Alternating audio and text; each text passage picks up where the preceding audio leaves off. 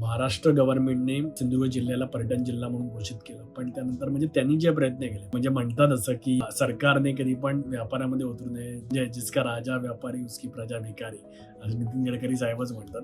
तर त्यातलाच काहीसा प्रकार सरकारने करण्याचा प्रयत्न केला. सरकारने वेगवेगळ्या एमटीडीसी तिथे क्रिएट करण्याचा प्रयत्न केला आणि ते पूर्णच्या पूर्ण फेल्युअर झालेलं आहे. मला असं वाटतं एक मालवण एमपीडीसी फक्त चालू आहे.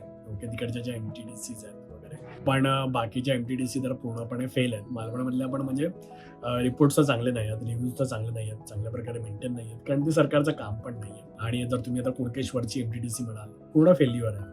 ओके, म्हणजे चांगल्या सर्व्हिसेस मिळत नाही, ते चांगल्या प्रकारे मेंटेन होत नाही. मिडबावची एमटीडीसी रेडी झाली 2019 साली, अजून 6 वर्ष झाली.